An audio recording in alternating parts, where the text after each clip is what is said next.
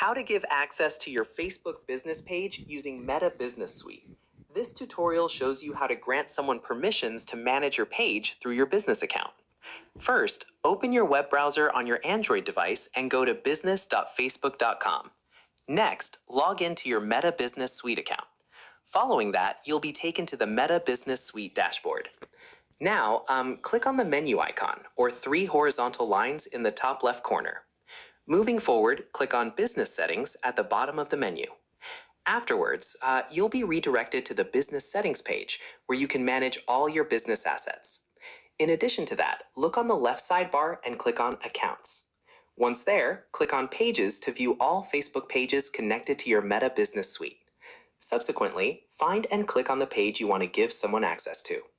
Moreover, click on Add People at the top right corner of the page.